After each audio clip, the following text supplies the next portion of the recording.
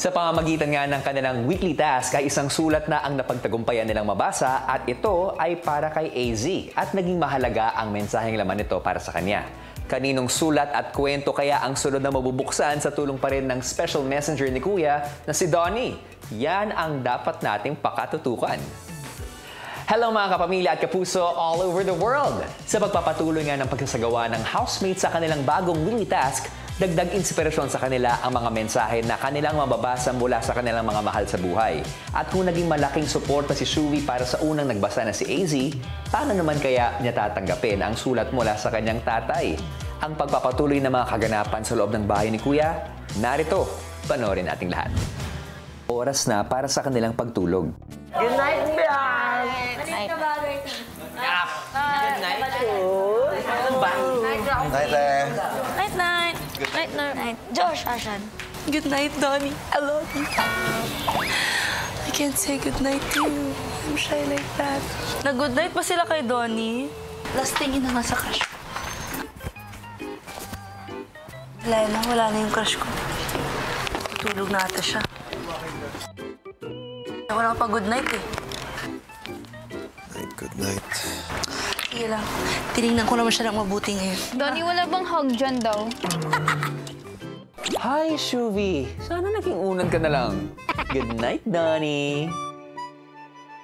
Sa unang umaga ni Donnie sa loob ng bahay,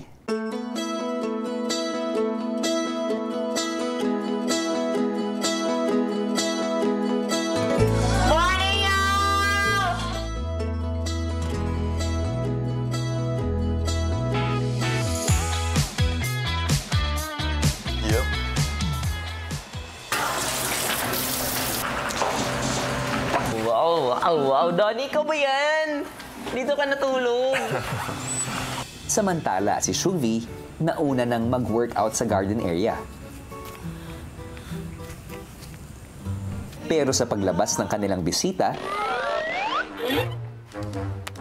Ganda na nga. Shuvi, hindi ka na nga nakapag-good night. Mag-good morning ka naman kay Donnie. Ang housemates, kinamusta ang tulog ni Donnie? Nakatulog ka? Towards, yeah, like after a while, at home kasi I sleep complete darkness talaga. As in, kahit yung aircon, hindi siya. Walang ilaw. Tinape ko rin yun. Maya-maya pa, ang housemates mukhang excited nang ipagpatuloy ang kanilang weekly task. Umaga sa basketball, Shooting. Oh, game na.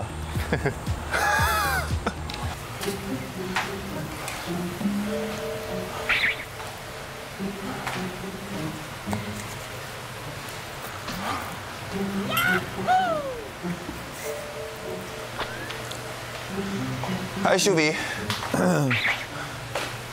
Morning. Thinking of you, I'm thinking of you. Yung kape mo, inaano mo ba yung creamer? Hindi ko gumagawa nito. Hindi ka mahal. Hello daw. Nag-hello ako. Sabi ko hello. Ang ganda nito. Sino si Dear Sugar? Tiny, beautiful.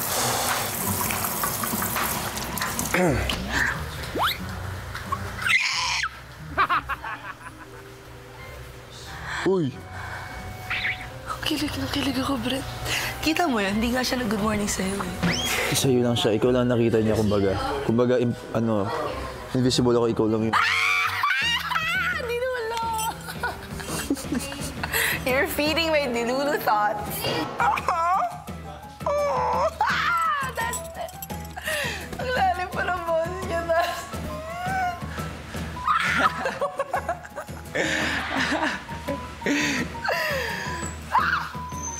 Sorry.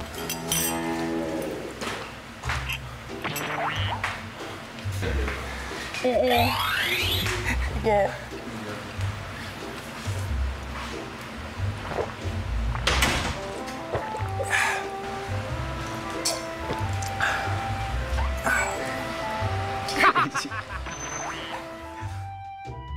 Hay nako, Shuvi!